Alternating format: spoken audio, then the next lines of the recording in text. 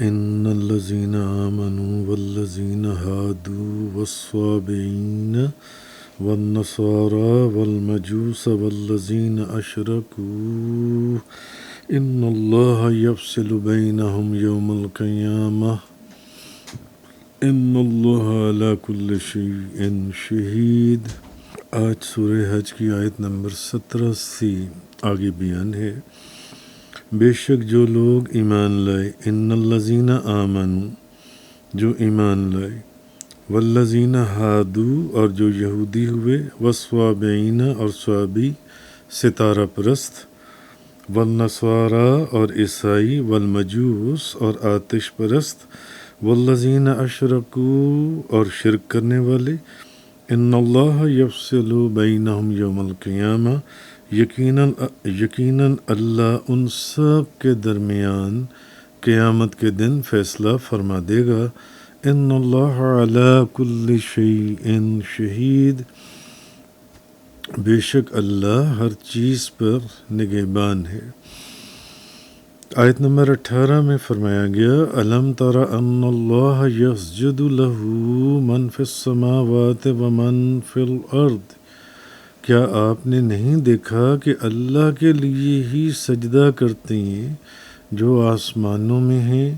اور جو زمینوں میں ہیں، والشمس والقمر والنجوم والجبال والشجر والدواب وکثیر من الناس وکثیر حق علیہ العذاب، اور سورج اور چاند اور ستارے اور پہاڑ اور درخت اور چوپائے اور بہت انسان اور بہت سے وہ بھی جن پر عذاب مقدر ہو چکا ہے، اور جس کو اللہ ذلیل کرے، وَمَن يُهِنِ اللَّهُ فَمَا لَهُ مِن مُّكْرِمٍ، اور جس کو اللہ ذلیل کر دے اس کو کوئی عزت دینے والا نہیں ہے۔ ان اللہ یفعل ما یشاء، بے شک اللہ جو چاہتا ہے وہ کرتا ہے۔ تو آج سورہ حج کی آیت نمبر 17 اور 18 سے بیان ہے، یعنی کہ بے شک وہ لوگ جو مسلمان ہیں، پہلے ان الذین آمنوا والذین ہادوا اور جو یہودی ہیں، والصابئین اور جو ستاروں کی پوجا کرتے ہیں، والنصارى اور جو عیسائی ہیں، والمجوس اور جو آگ کی پوجا کرنے والے ہیں، والمجوس والذین اشرکوا اور جو شرک کرنے والے ہیں اور جو مشرک ہیں، ان اللہ یفصل بینہم یوم القیامہ، بے شک اللہ تعالیٰ ان سب کے درمیان میں قیامت والے دن فیصلہ کر دے گا، فیصلہ ہو جائے گا ان سب کے درمیان میں، بھلے وہ ایمان والے ہیں، بھلے وہ مسلمان ہیں، بھلے وہ یہودی ہیں، بھلے وہ ستارہ پرست ہیں، بھلے وہ آگ پرست ہیں، آگ کی پوجا کرنے والے، وہ عیسائی ہیں، وہ آگ کو پوجا کرنے والے ہیں، وہ مشرک ہیں، ان سب کے درمیان میں قیامت والے دن فیصلہ ہو جائے گا، اور ان میں جو جنت کا مستحق ہوگا اسے جنت میں، اور جو جہنم کا مستحق ہوگا اس کو جہنم میں داخل کر دیا جائے گا۔ یہ فیصلہ انہیں قیامت والے دن سب کے درمیان میں، جتنے مذاہب ہیں، جتنے جس کو بھی ماننے والے ہیں یا کسی کو نہیں ماننے والے، سب کے درمیان میں یہ فیصلہ ہوگا۔ جو جنت کا حقدار ہوگا اسے جنت میں داخل کر دیا جائے گا، اور جو جہنم کا حقدار ہوگا اسے جہنم میں داخل کر دیا جائے گا۔ بے شک ہر چیز اللہ کے سامنے ہے، لہذا یہ جو فیصلہ اس دن کیا جائے گا اور یہ جو فیصلہ ہونے والا ہے، اس میں کسی کے ساتھ کوئی ظلم نہیں ہوگا، کسی بھی قسم کا کوئی ظلم نہیں۔ اچھا، حالانکہ آج ہر شخص یہ سمجھتا ہے کہ میں حق پر ہوں اور میں ہدایت کے راستے پر چلنے والا ہوں، مگر اس کا جو اصل فیصلہ ہے یہ قیامت والے دن ہوگا کہ کون حق پر تھا۔ جب اہل حق کو اللہ تعالیٰ عزت اور احترام کے ساتھ جنت میں داخل فرمائے گا، اور جو حق پر لوگ نہیں ہیں اہل باطل کو ذلت اور ندامت کے ساتھ اوندھے منہ دوزخ میں ڈالے گا۔ یہ اس دن فیصلہ ہوگا، یہ اصل فیصلہ اس دن قیامت والے دن ہوگا، کیونکہ اللہ نے قیامت والے دن ان سب کے درمیان میں فیصلہ فرما دینے، بھلے وہ مسلمان ہے، وہ کافر ہے، وہ ستارہ پرست ہے، وہ آگ کو پوجنے والا ہے، وہ عیسائی ہے، وہ یہودی ہے، وہ جو بھی وہ مشرک ہے، سب کے درمیان میں یہ فیصلہ ہو جائے گا۔ مگر یہ بات ذہن میں رہنی چاہیے کہ دین اسلام جو ہے یہی حق ہے، اور اسے ماننے والا حق پر ہے، اور تمام انبیاء علیہم الصلاۃ والسلام کا دین اسلام ہی تھا۔ لیکن اب آج دین اسلام سے وہ دین مراد ہے جو اللہ کے محبوب تاجدار دو جہاں، شاہ سوار اللہ مکاں، مالک زمین و آسماں، روح کن فکاں نبی کریم صلی اللہ علیہ وسلم حضور پر نور لے کر آئے۔ لہٰذا اب آپ کے دین کے علاوہ اور کوئی دین اللہ کی بارگاہ میں معتبر ہے ہی نہیں۔ اسی لیے قرآن کریم کے اندر فرمایا گیا، سورہ آل عمران کے اندر ہم اس کی تفسیر بیان کر چکے ہیں کہ بے شک اللہ کے نزدیک دین جو ہے وہ صرف اسلام ہے۔ آگے تو بہرحال ہر عقل مند انسان کو چاہیے کہ وہ فیصلہ اور قضاء کے دن کو یاد رکھے، جس دن سب فیصلے ہو جانی ہے کہ کون حق پہ تھا اور کون حق پہ نہیں تھا، اور ایسے عمل کرنے کی کوشش کرے جس سے اللہ کی خوشنودی، اس کی رضا، وہ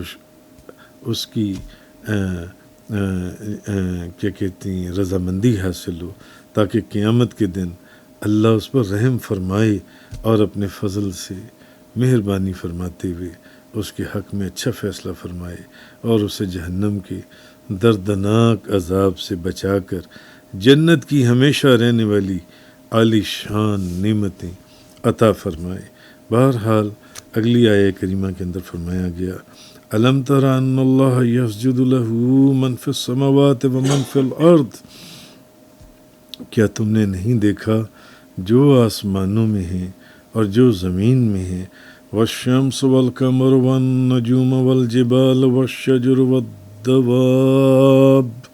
وکثیر من الناس، اور سورج اور چاند اور ستارے اور تمام پہاڑ اور درخت اور چوپائے اور بہت سے آدمی جن سے ہیں، وکثیر حق علیہ العذاب، اور بہت سے آدمی یہ سب جن سے ہیں یہ اللہ کو سجدہ کرتے ہیں، اور بہت سے لوگ وہ بھی ہیں جن پر عذاب مقرر ہو چکا ہے، وکثیر حق علیہ العذاب، جن پر عذاب جون سا ہے وہ مقرر ہو چکا ہے، اور جسے اللہ ذلیل کرے تو اسے کوئی عزت دینے والا نہیں۔ بے شک اللہ جو چاہتا ہے وہ ویسے ہی کرتا ہے کہ وَمَن يُهِنِ اللَّهُ فَمَا لَهُ مِن مُكْرِمٍ إِنَّ اللَّهَ يَفْعَلُ مَا يَشَاءُ، اور جسے اللہ ذلیل کرے تو اسے کوئی عزت دینے والا نہیں، بے شک اللہ جو چاہتا ہے وہ وہی کرتا ہے۔ اب یعنی نبی کریم صلی اللہ علیہ وسلم، محبوب کیا آپ نے نہیں دیکھا جو آسمانوں میں اور جو زمین میں، یعنی سورج، چاند، ستارے، پہاڑ، درخت، چوپائے، یہ سب جیسے اللہ چاہتا ہے ویسے اسے سجدہ کرتے ہیں۔ اور اس کی تفسیر کے اندر مفسرین نے بڑی تفصیلی بحث کی، مگر ہم یہاں مختصر طور پر اس جملے کے اندر سب چیزوں کو سمیٹ رہے ہیں کہ یہ جون سی سب چیزیں جو آسمانوں میں ہیں اور جو کچھ کے زمین میں ہیں، سورج، چاند، ستارے، تمام پہاڑ، درخت اور چوپائے، کیونکہ یہاں پر انسان یہ سوچتا ہے کہ اچھا یہ درخت اور یہ چوپائے جانور یہ سب بھی اللہ کو سجدہ کرتے ہیں، تو یہ سب جیسا اللہ چاہتا ہے ویسے اسے سجدہ کرتے ہیں۔ اور بہت سے آدمی یعنی مسلمان عبادت کا سجدہ بھی کرتے ہیں، اور بہت سے وہ لوگ ہیں جن پر ان کے کفر کی وجہ سے عذاب مقرر ہو چکا ہے، یعنی ان کے بھی سائے اللہ کی بارگاہ میں سجدہ ریز ہوتے ہیں،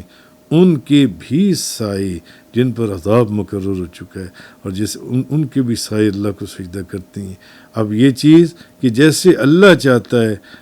ویسا اسے یہ سب چیزیں سجدہ کرتی ہیں، تو اس کی تفسیر میں مفسرین نے بڑا طویل کلام فرمایا، اس کی یہاں وہ ایک دوسری بحث ہے جو بہت لمبی ہے، وہ کتابوں میں موجود ہے۔ اور جسے اللہ اس کی شقاوت کے سبب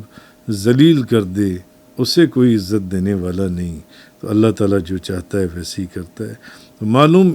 ان چیز اس آیت سے ایک بات یہ بھی سمجھ آئی کہ کسی قوم یا کسی فرد کو وہ یہ دعویٰ نہیں کر سکتا یا اس کو یہ حق حاصل نہیں ہے کہ وہ جن سے عزت کو اپنی میراث سمجھ، لیکن یہ عزت تو صرف میرے لیے ہی ہے، اور اسی کے اندر جن سے اسی ایک گھمنڈ کے اندر یا گمان کے اندر وہ مبتلا رہے کہ یعنی میں جو کچھ مرضی کروں، بے شک جتنے مرضی گندے عمل کروں، چوری کروں، اسمگلنگ کروں، ڈاکہ ڈالوں، جو مرضی کروں، اور تو کتنے ہی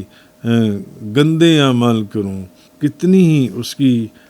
سیرت جو ہے وہ داغدار ہو جائے، تو پھر بھی وہ یہ سمجھے کہ وہ ساری زندگی عزت کے ساتھ ہی رہے گا۔ نہیں، ایسا نہیں ہے، بلکہ جو اپنے آپ کو اس اللہ کی بارگاہ میں جو اس نعمت کا اہل ثابت کرے گا، اللہ اسے عزت دیتا ہے، اللہ اسے عزت دیتا ہے۔ اور جو مسلسل نافرمانیوں اور گستاخیوں کے اندر مبتلا رہتا ہے، وہ آخر کار ذلت کے گڑھوں میں گرا دیا جائے گا ایک دن۔ وآخر الدعوانا ان الحمد للہ رب العالمین۔ تفسیر قرآن کا یہ لیکچر انگلش میں سننے کے لیے براہ کرم ڈسکرپشن میں موجود لنک پر کلک کریں۔